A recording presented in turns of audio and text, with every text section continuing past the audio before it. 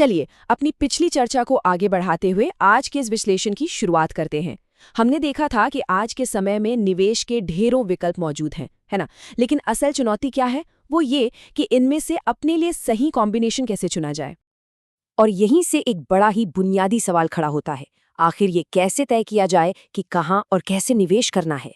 ये जो बाजारों, फंडों और बैंकों का इतना विशाल जाल है, इसमें कोई व्यक्तिगत निवेशक सही रास्ता कैसे खोज सकता है? इस उलझन को सुलझाने के लिए आज के इस विश्लेषण को हम इन 6 आसान कदमों में बांटेंगे।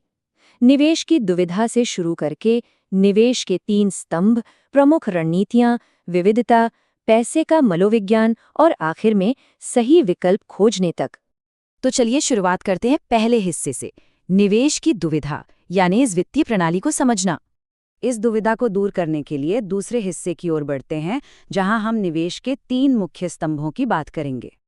देखिए, इतने सारे ऑप्शंस देखकर चकरा जाना बहुत आसान है। इसे सरल बनाने के लिए 3 बुनियादी बातों पर ध्यान देना अनिवार्य है।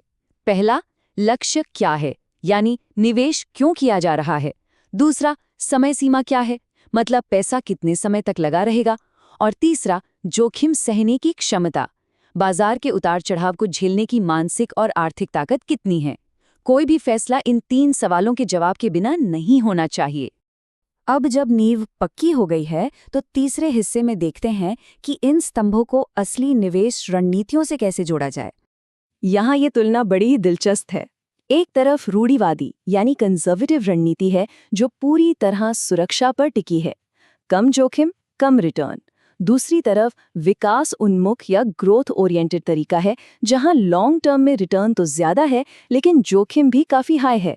और इन दोनों के बिल्कुल बीच में आती है संतुलित रणनीति, जो ग्रोथ और स्थिरता का एक बढ़िया मिक्स देती है। अब इसे समय के चश्मे से समझना भी बहुत जरूरी है। अगर समय कम है तो पूरा फोकस स्थिरता पर होना चाहिए, लेकिन अगर समय सीमा लंबी है तो ग्रोथ के लिए थोड़ा ज्यादा जोखिम उठाया जा सकता है, क्योंकि बाजार के नुकसान से उबरने का पूरा वक्त मिल जाता है। और बीच के समय के लिए एक मिला-जुला तरीका सबसे अच्छा काम करता है। रणनीति तय होने के बाद चौथे हिस्से पर आते हैं, विविधता और निरंतरता। एक ऐसा तरीका जो हर मौसम में टिका रहे। इन्वेस्टिंग का एक सीधा सा उसूल है, सारा पैसा एक ही जगह मत लगाइए। इसे अलग अलग संपत्तियों में बांटने से बड़े नुकसान का खतरा काफी कम हो जाता है।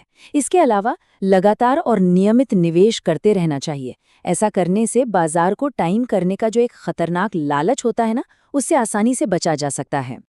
अब आते हैं 5वें और शायद सबसे दिलचस्प हिस्से पर, पैसे का मनोविज्ञान और इंसान का व्यवहार कैसे काम करता है।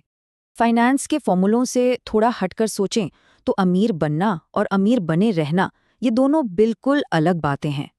जो खूबियां किसी को अमीर बनाती हैं, अक्सर अमीर बने रहने के लिए उनकी कोई ज़रूरत नहीं होती। उसके लिए तो एक बिल्कुल अलग तरह के मानसिक अनुशासन की ज़रूरत पड़ती है। इसी विचार को नसीम तालेब बहुत अच्छी तरह समझाते हैं। असल बात है बाजार में टिके रहना।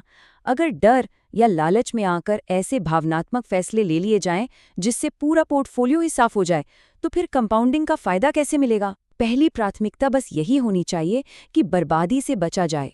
यहीं पर एक बहुत ही मजेदार कॉन्ट्रास्ट सामने आता है, तर्क संगत होना बनाम उचित होना। गणित के हिसाब से परफेक्ट या रैशनल होना शायद किसी स्प्रेडशीट पर बहुत अच्छा लगे, लेकिन एक उचित या रीजनेबल रणनीति वो है जो मनोवैज्ञानिक रूप से टिकाऊ हो और सबसे बड़ी बात, जिससे रात में चैन की नींद आ सके। हमें ये समझना होगा कि इंसान स्प्रेडशीट की तरह काम नहीं कर सकते।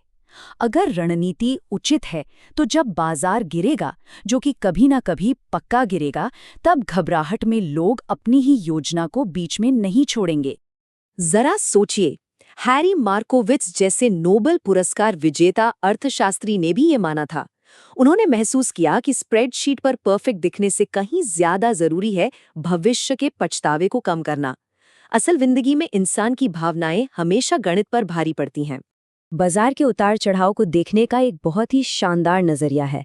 इसे किसी फाइन या जुर्माने की तरह देखने के बजाय डिज्नीलैंड के टिकट की तरह मानिए। ये कोई सजा नहीं है, बल्कि ये तो लॉन्ग टर्म ग्रोथ का मजा लेने के लिए चुकाई जाने वाली एक फीस है। तो चलिए इस विश्लेषण के आखिरी हिस्से की ओर बढ़ते हैं। सही विकल्प खोजना और अपनी रणनीति को वास्तविकता के साथ जोड़ना।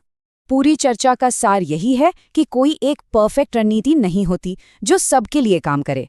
सबसे बेहतरीन रणनीति तो बस वही है जो किसी भी व्यक्ति के अपने लक्ष्यों, उनकी टाइमलाइन और उनके जोखिम उठाने की क्षमता के बिल्कुल हिसाब से बनी हो। कुल मिलाकर कहें तो अगर निवेश को एक लंबी रेस मानकर चला जाए, जहां लक्ष्यों की एकदम स्पष्टता हो और साथ ही अपनी भावनाओं पर पूरा अनुशासन हो, तो शानदार नतीजे मिलना लगभग तय है। यही स्थिरता का असली रहस्य है। लेकिन आखिर में ये एक बड़ा ही दिलचस्प सवाल छोड़ जाता है। अगर सब कुछ इतना ही सीधा है, रणनीति बिल्कुल सही है, तो फिर इतने सारे लोग बाजार में अपना पैसा कैसे गंवा बैठते हैं? इसके पीछे आखिर क्या कारण हो सकता है? सोचने वाली बात है ना? इसी विचार के साथ आज के इस विश्लेषण को यहीं खत्म करते हैं।